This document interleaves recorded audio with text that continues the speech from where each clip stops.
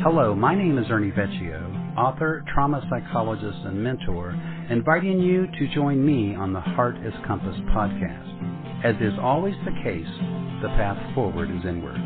I will see you on the inside. To go back to the disturbing presence idea, one of the reasons that presence is disturbing is because of beliefs.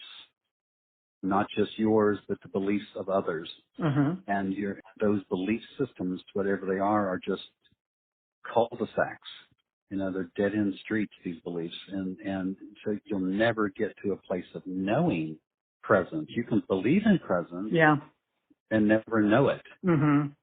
Have a direct experience of it. Yeah. Mm-hmm. Yeah. It doesn't feel divine. It feels pure and it feels real.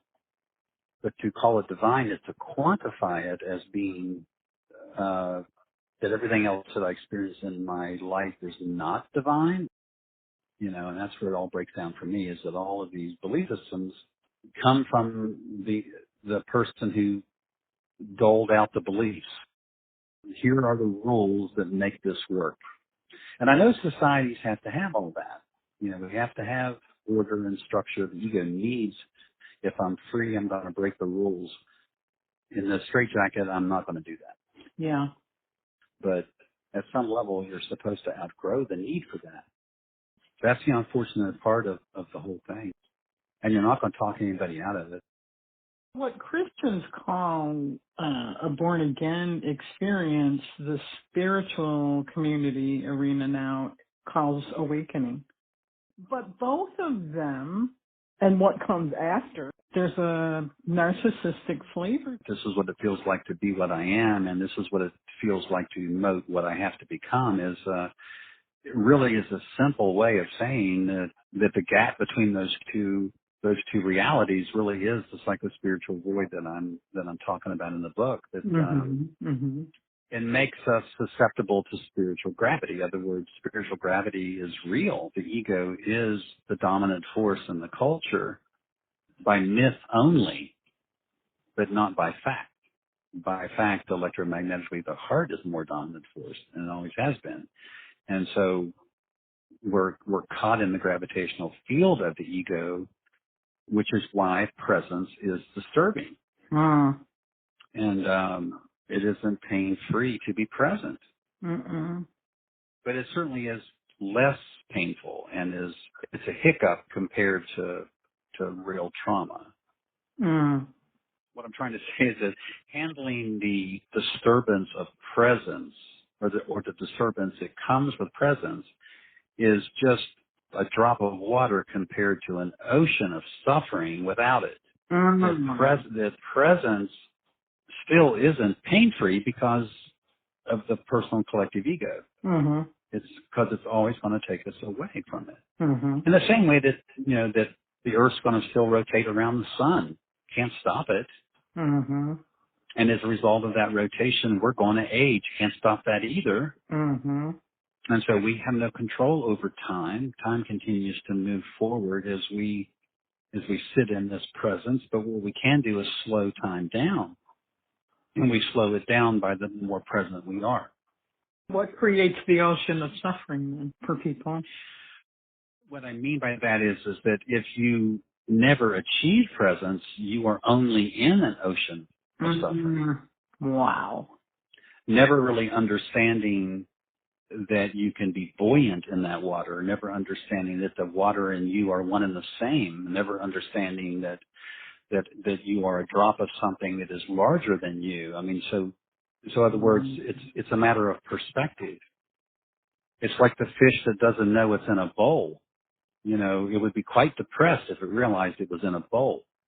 If you put that same fish in an ocean and took it out of the bowl and then put it in the bowl, he'd have something to contrast it against. So wait a minute ago I had no walls around my water, and now I've got walls around my water.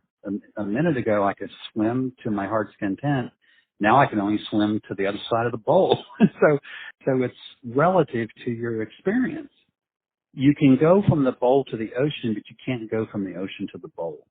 And literally, that's what we're struggling with. We come from an ocean, and land in a bowl and forget that we came from an ocean. Does that make sense? Yeah, it does. Yeah. No parameters. We're free to swim in this ocean that is life. And then we come into the world and then start to build cages and boxes and bowls, which is just essentially to survive our life, we have to have these boundaries, these parameters, because we see that as security at some level. And it's predictable. The human ego needs a predictable space, I said one time, as I got present, the circumference of my world, if I took a protractor and drew a circle around the circumference of my world in my 21 years of marriage, I put an X where the school was. I put an X where the grocery store was. I put an X where the bank was. I put an X where my job was.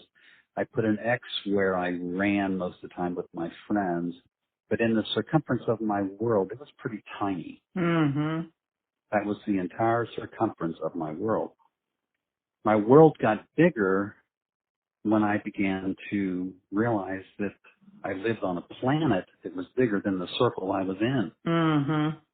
And once I got a taste of the planet, I could never go back to the circle I was in. We create, like you were talking about the fish in the fishbowl, and that he doesn't realize until he swam in the ocean that there's no walls there. Put him back in the fishbowl and there's walls.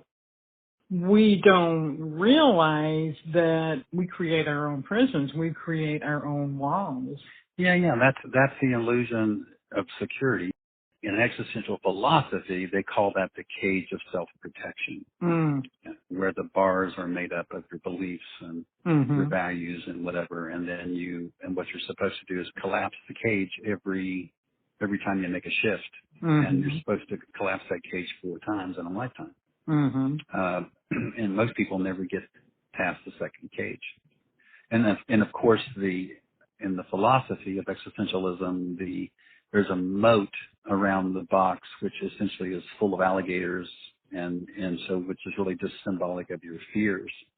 The whole theory behind existential philosophy is if you can remove the bars that cage you, walk through your fears very carefully, then on the other side is the truth, and the truth will set you free.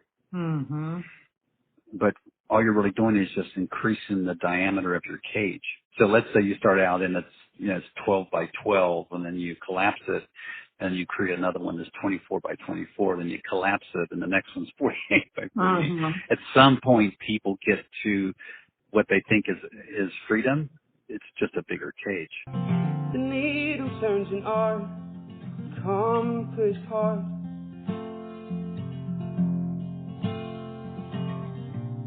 Do you ever get the feeling it's pointing to the start of something so much bigger,